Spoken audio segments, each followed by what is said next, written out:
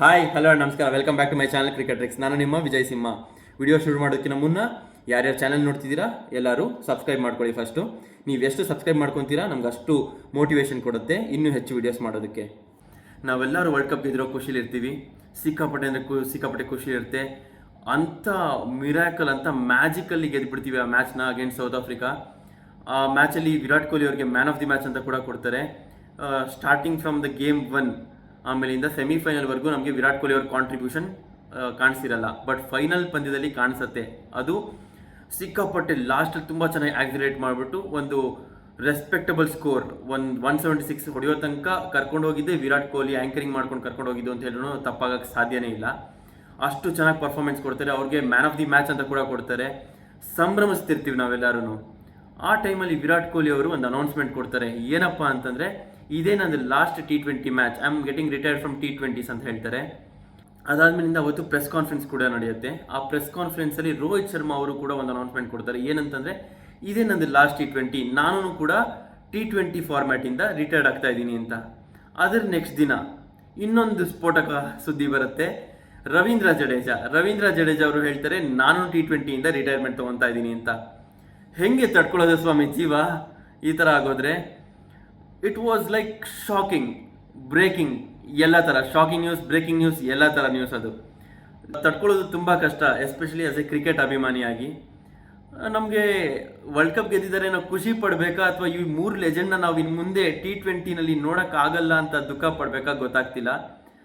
ಆ ಥರ ಮನಸ್ಥಿತಿ ಆಗೋಯ್ತು ನಮ್ದೆಲ್ಲರದು. ಹೇಳಬೇಕು ಅಂತಂದರೆ 3 ಜನ, ರೋಹಿತ್ ಶರ್ಮಾ ಇರ್ಬೋದು, ವಿರಾಟ್ ಕೊಹ್ಲಿ ಇರ್ಬೋದು, ಜಡೇಜಾ ಇರ್ಬೋದು, 3 ಜನನೂ ಲೆಜೆಂಡ್ಸು. ತುಂಬ ಗ್ರೇಟೆಸ್ಟ್ ಕಾಂಟ್ರಿಬ್ಯೂಷನ್ ಇದೆ 3 ಜನದ್ದು.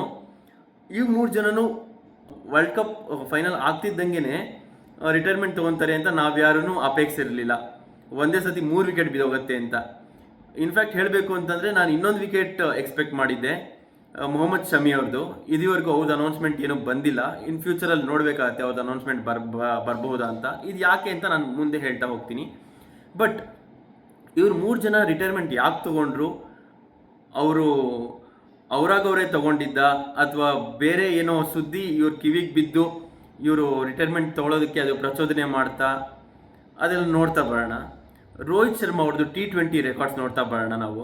ರೋಹಿತ್ ಶರ್ಮಾ ಅವರು 2007ರಲ್ಲಿ ಭಾರತ ವಿಶ್ವಕಪ್ T20 ಗೆದ್ದಾಗ ಆ ಸ್ಕ್ವಾಡಲ್ಲಿ ಆಸ್ ಎ ಪ್ಲೇಯರ್ ಆಗಿ ಆಡಿದವರು. ಮತ್ತೆ 2024ರಲ್ಲಿ ಕ್ಯಾಪ್ಟನ್ ಆಗಿ ಮತ್ತೆ ಭಾರತನ ಗೆಲ್ಸ್ಕೊಡ್ತಾರೆ. ಎಂಥ ಅಚೀವ್ಮೆಂಟ್ ಇದು! 2007ರಲ್ಲಿ ಭಾರತ T20 ವರ್ಲ್ಡ್ ಕಪ್ ಗೆದ್ದಾಗ್ಲೂ ಇವರು ಇರ್ತಾರೆ. ಮತ್ತೆ 2024ರಲ್ಲಿ as a captain T20 world ಕಪ್ನ ಇಂಡಿಯಾಗೆ ಗೆಲ್ಲಿಸ್ಕೊಡ್ತಾರೆ. 17 ವರ್ಷ ಸತತ ಪ್ರಯತ್ನದಲ್ಲೂ ರೋಹಿತ್ ಶರ್ಮಾ ಅವರು ಇಂಡಿಯಾದಲ್ಲಿ ಬೃಹತ್ ಕಾಂಟ್ರಿಬ್ಯೂಷನ್ ಇತ್ತು ಅಂತ ಹೇಳಿದ್ರೆ ತಪ್ಪಾಗಕ್ಕೆ ಸಾಧ್ಯನೇ ಇಲ್ಲ. ರೋಹಿತ್ ಶರ್ಮಾ ಅವರು ಹೆಂಗೆ ಆಡ್ತಾರೆ ಅಂತಂದರೆ, ಇವ್ರದ್ದೊಂದು ಸ್ಪೆಷಲ್ ಕ್ವಾಲಿಟೀಸ್ ಇದೆ, ಲೇಸಿ ಎಲಿಗೆನ್ಸ್. ಇವರೊಂದು ಶಾಟ್ಗಳು ಹೊಡೆದ್ರೂ ತುಂಬ ಸರಾಗವಾಗಿ, ಸುಲಲಿತವಾಗಿ ಹೊಡಿತಾರೆ. ಒಂಥರ ತುಂಬ ಇಷ್ಟು ಸಿಂಪಲಾಗಿ ಹೊಡೆದಿದ್ದು 6 ಹೊಟ್ಟೋಯ್ತಲ್ಲ ಅಂತ ಅನ್ಸುತ್ತೆ ನಮಗೆ, ಆ ಥರ ಹೊಡೆದಿರ್ತಾರೆ. ಇವ್ರದ್ದು ಟೈಮಿಂಗ್ ಬಂದ್ಬಿಟ್ಟು ತುಂಬ ಚೆನ್ನಾಗಿದೆ. ಇನ್ಫ್ಯಾಕ್ಟ್ ಎಷ್ಟೊಂದು ಇಂಟರ್ವ್ಯೂಸಲ್ಲಿ ವಿರಾಟ್ ಕೊಹ್ಲಿ ಅವರೇ ಹೇಳಿದ್ದಾರೆ, I have never seen A player who times as sweet as Rohit Sharma ಅಂತ. ಅಷ್ಟು ಚೆನ್ನಾಗಿ ಟೈಮಿಂಗ್ ಇದೆ ರೋಹಿತ್ ಶರ್ಮಾ ಅವ್ರದ್ದು. ಅದಾದ್ಮೇಲಿಂದ ಇವ್ರದ್ದು ಫಿಟ್ನೆಸ್ ಬಂದು, ಇವರು 37 ಏಜ್ ಇವ್ರಿಗೆ. ಸೊ ಹಾಗಾಗಿ ಫಿಟ್ನೆಸ್ ಇವ್ರದ್ದು ಎಷ್ಟು ಬೇಕು, ಯೋಯೋ ಟೆಸ್ಟ್ ಎಲ್ಲ ಕ್ಲಿಯರ್ ಮಾಡೋಕ್ಕೆ ಎಷ್ಟು ಬೇಕು ಅಷ್ಟೆಲ್ಲ ಚೆನ್ನಾಗಿ ಕಾಪಾಡ್ಕೊಂಡಿದ್ರು. ಬಟ್ 37 ಏಜ್ ಆಗಿತ್ತು. ಸೊ ಇವ್ರು ರಿಟೈರ್ಮೆಂಟ್ ಅನೌನ್ಸ್ ಮಾಡಿದ್ದು ಓಕೆ, ಸ್ವಲ್ಪ ಒಂದು ಮಟ್ಟಕ್ಕೆ ಜಸ್ಟಿಫೈಡ್ ಅಂತ ಅನಿಸ್ತಾ ಇತ್ತು.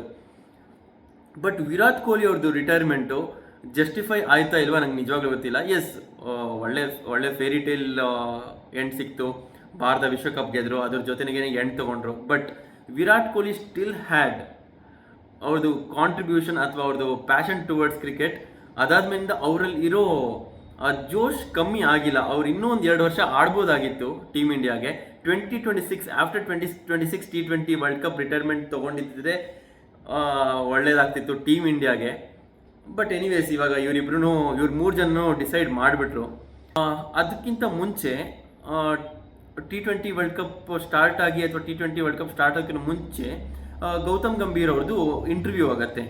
ಆ ಇಂಟರ್ವ್ಯೂನಲ್ಲಿ ಗೌತಮ್ ಗಂಭೀರ್ ಅವರು ಜಾಸ್ತಿ ಕ್ವಶನ್ಸ್ ಅವ್ರು ಕೇಳ್ತಾರೋ ಇವ್ರು ಕೇಳ್ತಾರೋ ಗೊತ್ತಿಲ್ಲ. ಆ ಇಂಟರ್ವ್ಯೂನಲ್ಲಿ ಟರ್ಮ್ಸ್ ಆ್ಯಂಡ್ ಕಂಡೀಷನ್ಸ್ ಜಾಸ್ತಿ ಇಡ್ತಾರೆ ಗೌತಮ್ ಗಂಭೀರ್ ಅವರು. ಅವ್ರದ್ದು ಸ್ಪೆಷಲ್ ಕೈಂಡ್ ಆಫ್ ಕ್ವಾಲಿಟೀಸ್ ಇದೆ ಗೌತಮ್ ಗಂಭೀರ್ ಅವ್ರದ್ದು. ಏನು ಅಂತಂದರೆ ಅವ್ರದ್ದು ಒಂಥರ ನೆಕ್ಸ್ಟ್ ಲೆವೆಲ್ ಥಿಂಕಿಂಗ್. ಅವ್ರಿಗೆ ಒಂಥರ ಸೋಲೋದು ಅದೆಲ್ಲ ಸ್ವಲ್ಪನೂ ಇಷ್ಟ ಇಲ್ಲ. ಅದಾದ್ಮೇಲಿಂದ ಯಾವುದೇ ಒಂದು ಬಯಾಸ್ಡ್ ಡಿಸಿಷನ್ಸ್ ಆ ಥರದ್ದೆಲ್ಲ ಯಾರೂ ತೊಗೊಳಲ್ಲ ಅವರು. ಫಾರ್ ಎಕ್ಸಾಂಪಲ್ ಒಬ್ಬ ಪ್ಲೇಯರ್ ಪರ್ಫಾರ್ಮ್ ಮಾಡ್ತಿಲ್ಲ ಅಂತಂದರೆ ಅವ್ರು ಹಿಂದೆ ಮುಂದೆ ನೋಡಲ್ಲ, ಹೆಸರು ಫೇಮು ಆ ಥರದ್ದೆಲ್ಲ ಏನು ನೋಡಲ್ಲ ಅವರು. ಇವನ್ ಬದಲು ಇನ್ನೊಬ್ಬನ ಆಡಿಸ್ತಾರೆ ಆ ಥರ. So that it's a fair deal ಅನ್ನೋ ಥರ. ಇವನು ಆಡ್ತಿಲ್ವಾ, ಇನ್ನೊಬ್ಬಂಗೆ ಚಾನ್ಸ್ ಕೊಡೋಣ, ಆಪರ್ಚುನಿಟಿ ಸಿಗುತ್ತೆ ಯಂಗ್ಸ್ಟರ್ಗೆ. So that if you can perform well ಅವನ ಜೊತೆ ಕಂಟಿನ್ಯೂ ಮಾಡ್ಬೋದು. ಯಾಕೆ ನಾವು ಯಾವಾಗಲೂ ಒಂದು ದೊಡ್ಡ ಹೆಸರಿಂದನೇ ಹಿಂದೆ ಹೋಗಬೇಕು ಅನ್ನೋ ಥರ ಥಿಂಕಿಂಗು ಗೌತಮ್ ಗಂಭೀರ್ ಅವ್ರದ್ದು. ಅದರಲ್ಲೂ ಏನು ತಪ್ಪಿಲ್ಲ. ಗೌತಮ್ ಗಂಭೀರ್ ಅವರು ಒಂದು ಓಪನ್ ಸ್ಟೇಟ್ಮೆಂಟ್ ಕೊಡ್ತಾರೆ. ಏನಂತಂದರೆ, ನಾನು T20ಸಲ್ಲಿ ವಿರಾಟ್ ಕೊಹ್ಲಿ, ರೋಹಿತ್ ಶರ್ಮಾ, ರವೀಂದ್ರ ಜಡೇಜಾ, ಮೊಹಮ್ಮದ್ ಶಮಿ ಇವ್ರು 4 ಜನನ ಕೂಡಿಸಿದ್ರು, ಅಂದರೆ ನಾನು ರೆಸ್ಟ್ ಮಾಡಿಸಿದ್ರು, ಬೇರೆ ಯಂಗ್ಸ್ಟರ್ಸ್ನ ಹಾಕೊಂಡ್ರು, in case if these guys are not performing, ನನ್ನ ಯಾರು ಏನೋ ಕ್ವಶನ್ ಕೇಳಬಾರ್ದು. ನನಗೆ ಕಂಪ್ಲೀಟ್ಲಿ ಫ್ರೀ ಹ್ಯಾಂಡ್ ಕೊಡಬೇಕು, ನನ್ನ ಡಿಸಿಷನ್ಸ್ ಆಗಿರುತ್ತೆ ನಾನು ಕೋಚ್ ಅವಧಿನಲ್ಲಿ ನಾನಿದ್ದಾಗ ಅಂತ. ಈ ಕೆಲವೊಂದು ಮಾಹಿತಿಗಳೆಲ್ಲ ಇವ್ರ ಕಿವಿಗಳಿಗೂ ಆಬ್ವಿಯಸ್ಲಿ ಬಿದ್ದಿರುತ್ತೆ. ನಮ್ಮ ಕಿವಿಗಳಿಗೇ ಬಿದ್ದಿದೆ ಅಂದಮೇಲೆ ಅವ್ರ ಕಿವಿಗಳಿಗೆ ಆಬ್ವಿಯಸ್ಲಿ ನಮಗಿಂತ ಮುಂಚೆನೇ ಹೋಗಿರುತ್ತೆ ಇದೆಲ್ಲ. ಸೊ ಈ ಥರ ಮಾಹಿತಿ ಇವ್ರ ಕಿವಿ ಮೇಲೆ ಬಿದ್ದಿದ್ದಕ್ಕೆ ಈ ಥರ ರಿಟೈರ್ಮೆಂಟ್ಸ್ ತೊಗೊಂಡ್ರಾ ಅದು ಗೊತ್ತಿಲ್ಲ. ವಿರಾಟ್ ಕೊಹ್ಲಿ ಅವರಂತೂ ಪೋಸ್ಟ್ ಮ್ಯಾಚಲ್ಲಿ ಹೇಳ್ತಾರೆ, ಈ ಮ್ಯಾಚ್ ನಾವು ಸೋತಿದ್ದಿದ್ರು ನಾನು ರಿಟೈರ್ಮೆಂಟ್ ತೊಗೊಂಡಿರ್ತಿದ್ದೆ ಅಂತ. ಅದಾದ್ಮೇಲಿಂದ ರೋಹಿತ್ ಶರ್ಮಾ ಅವ್ರನ್ನು ಕನ್ಫರ್ಮ್ ಮಾಡ್ತಾರೆ, ನಾನು ಆಲ್ಮೋಸ್ಟ್ 2007ರಿಂದ 2024ವರೆಗೂ ಆಡ್ಕೊಂಬಂದಿದ್ದೀನಿ, ನಂದು 37 ವರ್ಷ ಆಯಿತು. ಸೊ ವೈಟ್ ಬಾಲ್ ODIಯಲ್ಲಿ ಆಮೇಲಿಂದ ರೆಡ್ ಬಾಲ್ ಟೆಸ್ಟ್ ಕ್ರಿಕೆಟಲ್ಲಿ ಜಾಸ್ತಿ ಕಾನ್ಸಂಟ್ರೇಟ್ ಮಾಡಬೇಕು ಅಂತ ನಾನು ಅನ್ಕೊತಾ ಇದ್ದೀನಿ. ಸೊ ಹಾಗಾಗಿ ಇದೆಲ್ಲ ನನಗೆ ಶೆಡ್ಯೂಲ್ ಎಲ್ಲ ತುಂಬ ಜಾಸ್ತಿ ಇರೋದ್ರಿಂದ ನನಗೆ ODI ಆಮೇಲೆ ಟೆಸ್ಟ್ ಕ್ರಿಕೆಟಲ್ಲಿ ಕಾನ್ಸಂಟ್ರೇಟ್ ಮಾಡೋಕ್ಕೆ ಸ್ವಲ್ಪ ತೊಂದರೆ ಆಗ್ಬೋದು ಏಜ್ ಆಗ್ತಿರೋದ್ರಿಂದ ನನಗೂ ಅಂತ ಒಂದು ಸ್ಟೇಟ್ಮೆಂಟ್ ಕೊಡ್ತಾರೆ. ಆಮೇಲಿಂದ ರವೀಂದ್ರ ಜಡೇಜಾ ಅವರು ಅಷ್ಟೇ, ವಿರಾಟ್ ಕೊಹ್ಲಿ ಅಷ್ಟೇ ಏಜ್, ಅವರು 35 ವರ್ಷ, ಅವರು ಇನ್ನೂ 2 ವರ್ಷ ಆಡ್ಬೋದಾಗಿತ್ತು. ಯಾಕೆಂತಂದರೆ ಅವರು ಹೇಳಬೇಕು ಅಂತ ಈ ವರ್ಲ್ಡ್ ಕಪ್ಪಲ್ಲಿ ಅವ್ರದ್ದು ಅಷ್ಟೊಂದು ಒಳ್ಳೆ ಪರ್ಫಾರ್ಮೆನ್ಸ್ ನಮಗೆ ಸಿಕ್ಕಿರಲಿಲ್ಲ ಇನ್ terms of bowling as well as in terms of batting. But Ravindra Jadeja ಅವ್ರದ್ದು 2010 ಡೆಬ್ಯೂ ಮಾಡ್ತಾರೆ, 2010 T20 ಡೆಬ್ಯೂ ಮಾಡ್ತಾರೆ, 2024ವರೆಗೂ ಈ ವರ್ಲ್ಡ್ ಕಪ್ ಒಂದು ಬಿಟ್ಬಿಟ್ರೆ ಅವ್ರದ್ದು ಕಾಂಟ್ರಿಬ್ಯೂಷನ್ ಟೀಮ್ ಇಂಡಿಯಾಗೆ ಅಪಾರವಾದದ್ದು ಅಂತ ಹೇಳಿದ್ರೆ ತಪ್ಪಾಗಕ್ಕೆ ಸಾಧ್ಯನೇ ಇಲ್ಲ. ಯಾಕೆ ಅಂತಂದರೆ he is one of the gun fielder India ever witnessed. Australia dressing ರೂಮಲ್ಲಿ ಒಂದು ಸತಿ ಮಾತಾಡ್ತಿರ್ಬೇಕಾದ್ರೆ ಆಸ್ಟ್ರೇಲಿಯನ್ ಕೋಚ್ ಹೇಳ್ತಾರೆ, if the ball is near Ravindra Jadeja never even think of taking A run ಅಂತ. ಯಾಕೆ ಅಂತಂದರೆ ಅವ್ರದ್ದು ಅಕ್ಯುರಸಿ ಅಷ್ಟು ಚೆನ್ನಾಗಿದೆ, ರನ್ಔಟ್ ಆಗಿಬಿಡ್ತೀರಾ ನೀವು ಅಂತ. ಅಷ್ಟು ಚೆನ್ನಾಗಿ ಆಸ್ಟ್ರೇಲಿಯಾ ಡ್ರೆಸ್ಸಿಂಗ್ ರೂಮ್ ಅವರು ಅನಲೈಸ್ ಮಾಡಿದರು ರವೀಂದ್ರ ಜಡೇಜಾ ಅವ್ರ ಬಗ್ಗೆ. ಅದಾದ್ಮೇಲೆ ವಿರಾಟ್ ಕೊಹ್ಲಿ ಅವರು 2010ರಲ್ಲಿ ಡೆಬ್ಯೂ ಮಾಡ್ತಾರೆ, 2010ರಿಂದ 2024, ಸೊ 14 ವರ್ಷ ಆಡಿರ್ತಾರೆ. ಇವ್ರದ್ದು ಕಾಂಟ್ರಿಬ್ಯೂಷನ್ ನಾವು ಮರೆಯೋ ಹಾಗೇನೇ ಇಲ್ಲ. ಇವ್ರದ್ದು ಹೇಳಬೇಕು ಅಂದರೆ ಇವ್ರನ್ನ ನಾವು ಯಾರು ಕಂಪೇರ್ ಮಾಡೋಕ್ಕೆ ಆಗಲ್ಲ ವಿರಾಟ್ ಕೊಹ್ಲಿ ಅವ್ರನ್ನ. ನಾನು ನೋಡಿರೋ ಹಾಗೆ after Sachin it was next Kohli ಅಂತಲೇ ಹೇಳಬೇಕು ಇನ್ ಟರ್ಮ್ಸ್ ಆಫ್ ಬ್ಯಾಟಿಂಗ್. ಇವ್ರದ್ದು ಕನ್ಸಿಸ್ಟೆನ್ಸಿ, ಇವ್ರದ್ದು ಫಿಟ್ನೆಸ್ಸು, ಇವ್ರದ್ದು ಡೆಡಿಕೇಶನ್ ಟುವರ್ಡ್ಸ್ ಕ್ರಿಕೆಟ್ ಯಾರು ಮ್ಯಾಚ್ ಮಾಡೋಕ್ಕೆ ಕೂಡ ಆಗಲ್ಲ. ಅಷ್ಟಿಲ್ಲದೆ ಯಾರೂ ಸುಮ್ಮನೆ ಇವ್ರನ್ನ ಕಿಂಗ್ ಅಂತ ಕರೆಯಲ್ಲ, ಅವ್ರನ್ನ ಸಚಿನ್ ತೆಂಡೂಲ್ಕರ್ ಅವ್ರನ್ನ ಗಾಡ್ ಆಫ್ ಕ್ರಿಕೆಟ್ ಅಂತ ಕರೆಯಲ್ಲ. But in terms of fitness Sachin ತೆಂಡೂಲ್ಕರ್ಗಿಂತ ಜಾಸ್ತಿ ಫಿಟ್ನೆಸ್ ಕಂಡುಕೊಂಡು ಆಮೇಲಿಂದ ಅದಕ್ಕೆ ಗೇಮ್ಗೋಸ್ಕರ ಡೆಡಿಕೇಟ್ ಮಾಡಿದ್ದವರು ವಿರಾಟ್ ಕೊಹ್ಲಿ ಅವರು. ಆ ಥರ ಮಾಡಿದ್ಮೇಲಿಂದ ರಿಸಲ್ಟ್ಸ್ ಎಷ್ಟು ಚೆನ್ನಾಗಿ ಬರ್ತಾ ಹೋಯಿತು ವಿರಾಟ್ ಕೊಹ್ಲಿ ಅವ್ರಿಗೆ. ಅದಾದ್ಮೇಲಿಂದ ಅಂಥ ಡೆಡಿಕೇಶನ್ ಎಲ್ರಿಗೂ ಬರಲ್ಲ. ಇದೆಲ್ಲ ನಮಗೆ ಆ್ಯಕ್ಚುಲಾಗೆ ವಿರಾಟ್ ಕೊಹ್ಲಿ ಅವ್ರು ಮಾತಾಡೋ ಅವಶ್ಯಕತೆ ಇಲ್ಲ. ವಿರಾಟ್ ಕೊಹ್ಲಿ ಅವ್ರ ರೆಕಾರ್ಡ್ಸು, ವಿರಾಟ್ ಕೊಹ್ಲಿ ಅವ್ರ ಬ್ಯಾಟ್ ಮಾತಾಡಿರೋದ್ರಿಂದ ಅವ್ರ ರೆಕಾರ್ಡ್ಸ್ ಎಲ್ಲ ತೋರಿಸಿದೆ ಅಷ್ಟು ಚೆನ್ನಾಗಿ ಪರ್ಫಾರ್ಮ್ ಮಾಡಿದ್ದಾರೆ ಅಂತ. 4000ಕ್ಕಿಂತ ಜಾಸ್ತಿ ರನ್ ಹೊಡೆದಿದ್ದಾರೆ T20 ಫಾರ್ಮ್ಯಾಟಲ್ಲಿ ವಿರಾಟ್ ಕೊಹ್ಲಿ ಅವರು. ಇದಕ್ಕಿಂತ ಇನ್ನೇನು ಬೇಕು?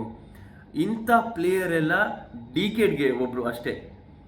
ಸಚಿನ್ ಆದಮೇಲಿಂದ ವಿರಾಟ್ ಕೊಹ್ಲಿ ಅವರೇ ಇರೋದು. ನೆಕ್ಸ್ಟ್ ಇನ್ನು ಯಾರು ಬರ್ತಾರೆ ಗೊತ್ತಿಲ್ಲ. ನನ್ನ ಅನಾಲಿಸಿಸ್ ಅಥವಾ ನನ್ನ ಏನು ಇದು ಅಂತಂದರೆ ಶುಭ್ಮನ್ ಗಿಲ್ ಅವರು ಮ್ಯಾಚ್ ಮಾಡಬಹುದು ಅನ್ನೋ ಒಂದು ಇದಿದೆ.